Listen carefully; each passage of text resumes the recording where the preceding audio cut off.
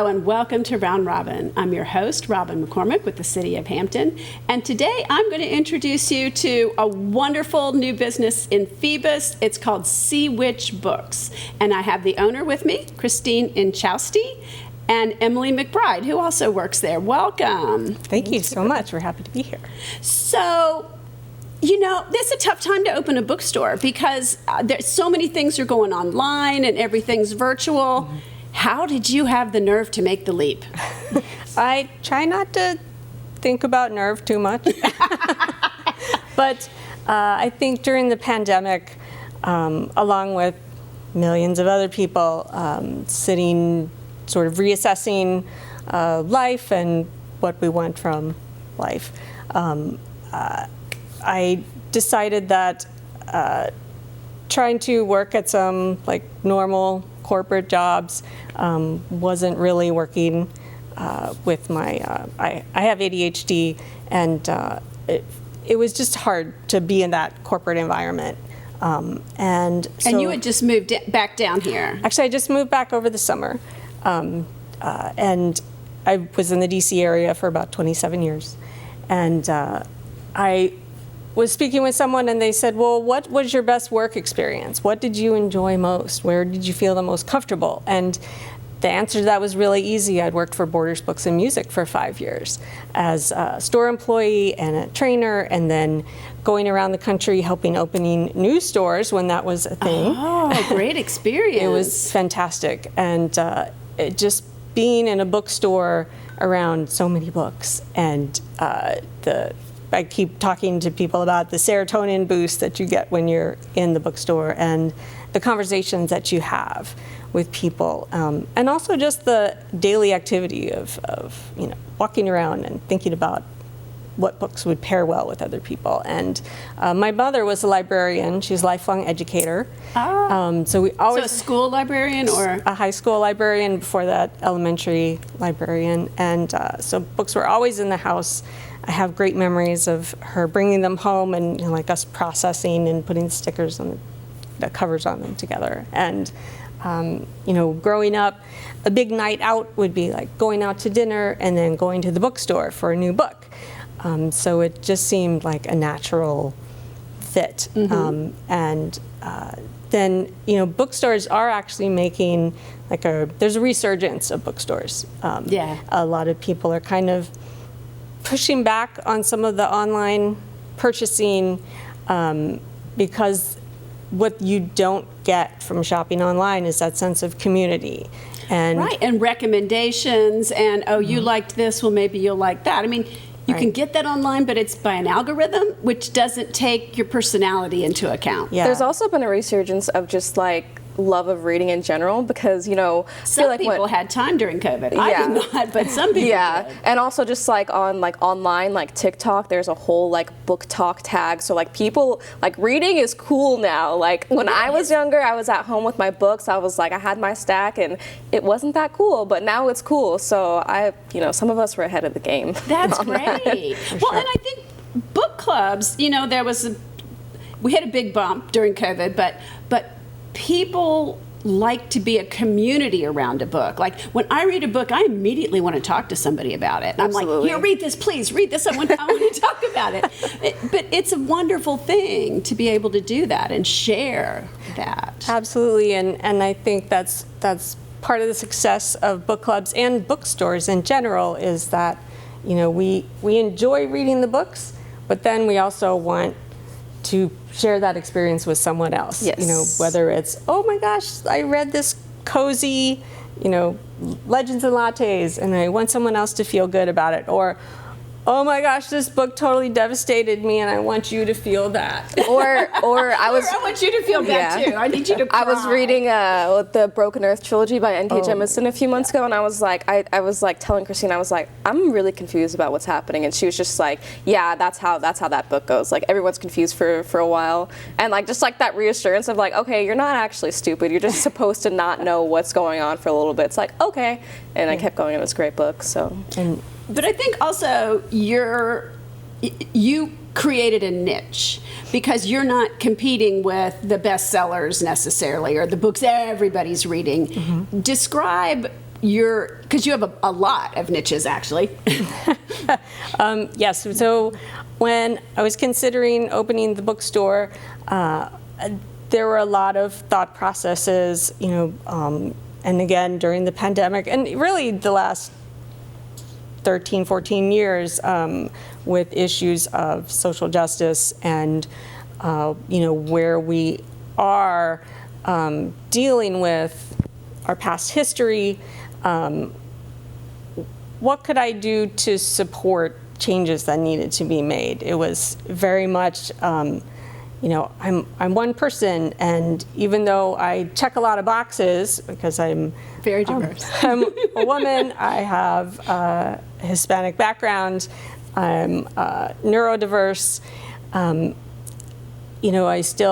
have this white privilege, and what skill set do I have that I can try and make some small change, make some little ripple? And so I decided the bookstore would be focused on underrepresented authors, the BIPOC community, LGBTQ, women authors, and neurodivergence.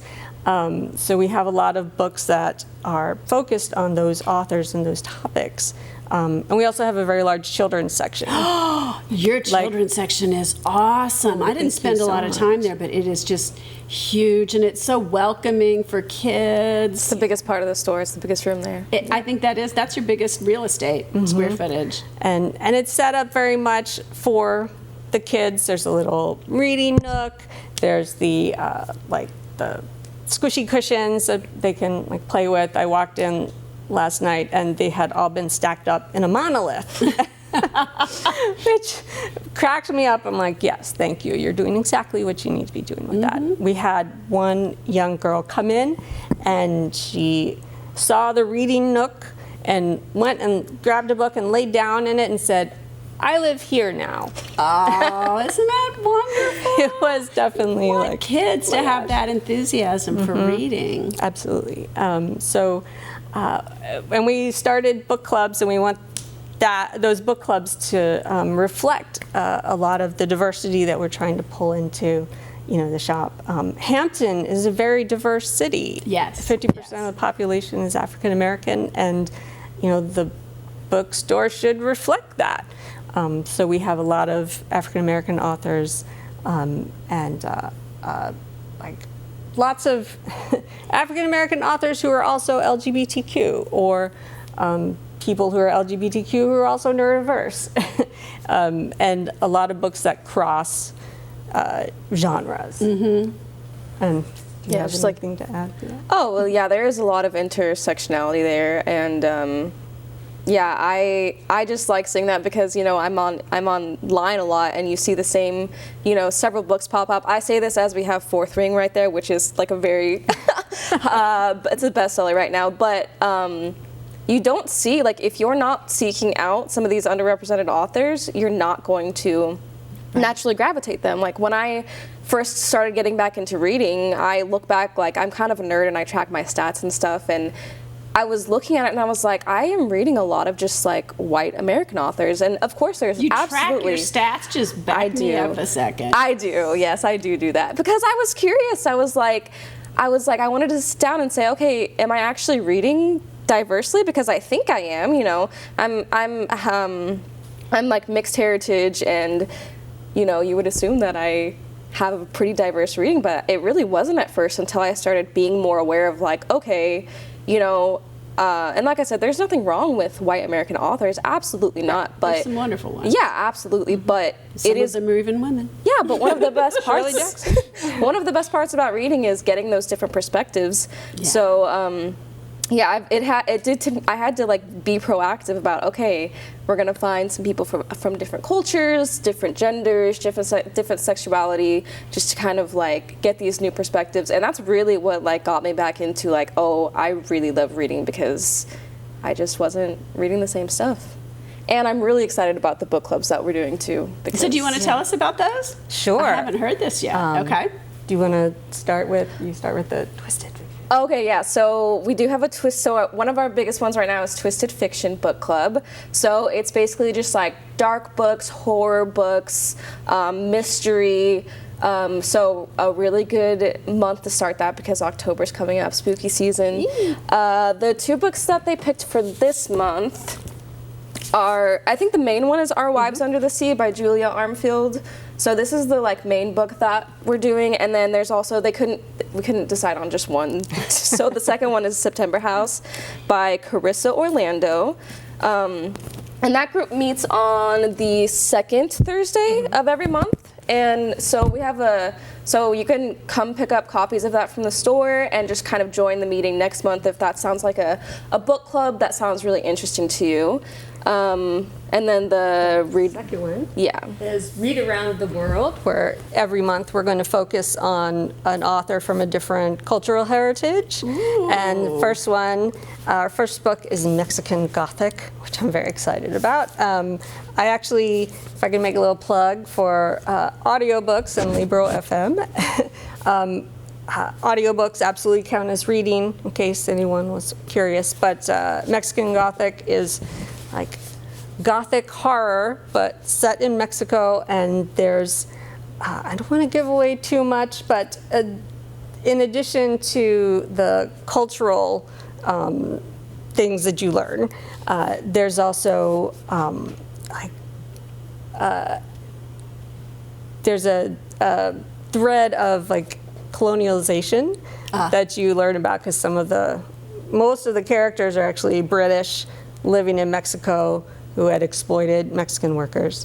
And Noemi, the main character, is there to try and save her cousin from the unknown thing that has pulled her away from the family. So we're very excited. We also picked that one because it's Hispanic Heritage Month until October 15th. So that book club we're kind of trying to focus on the Heritage Months so that we can kind of explore different cultures and gain those new perspectives. For sure. And sort of combined with that, we have another group. It's not necessarily a book-focused group, but it's the Hispanic and Latino Cultural Club, where people who are of Hispanic or Latino descent who speak Spanish and don't really have anyone else in the area to speak with, we're all going to get together and flex our Spanish chops. Some of us don't have very strong Spanish chops, so we're there to learn.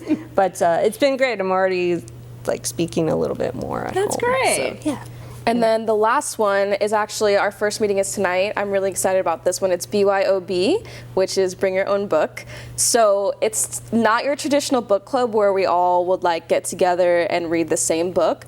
Basically, you just bring whatever book you're reading at the time and you get to talk about that book and why you like it, why you hate it, and just kind of meet up with other people who love to read. I'm a chronic mood reader, so I have a hard time sticking to specific books for book clubs.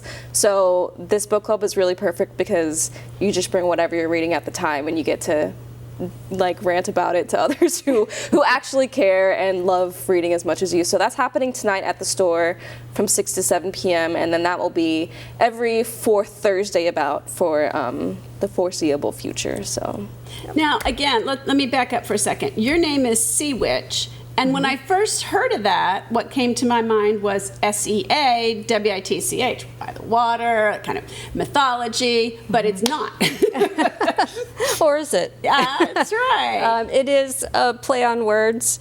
When I was coming up with a name for the shop, I was kind of brainstorming with another book nerd friend and describing the area, because Phoebus, if I could just wax poetic about Phoebus for a minute, is such an interesting, diverse, history-rich part of Hampton, and it is right there by the mouth of Chesapeake, all the different rivers, the Atlantic Ocean.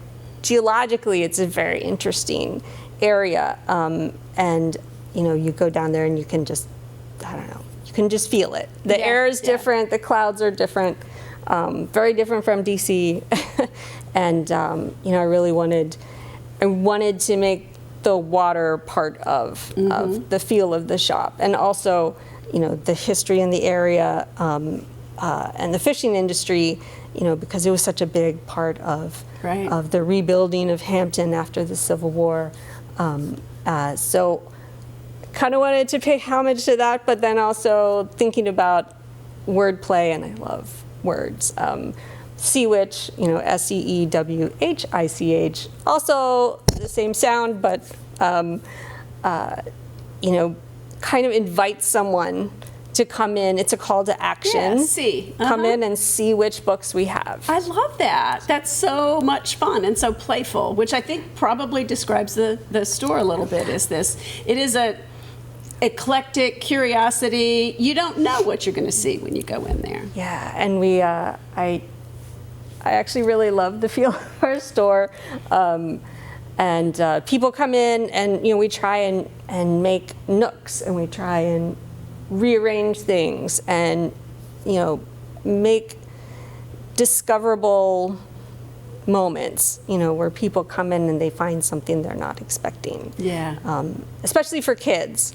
And Emily does a brilliant job of helping to rearrange and curate little tableaus around the store, for people to. So tell us where you're located.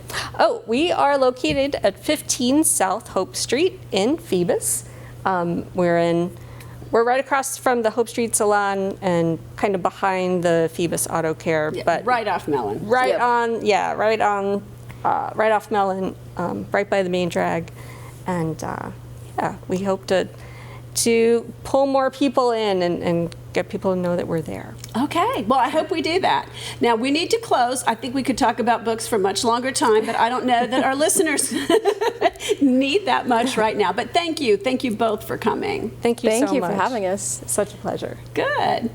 And thank you for watching. I hope you will stop by, because I really think that, especially if one of these ladies is there, you're going to find something you didn't know that you wanted, but you do. Thanks for watching.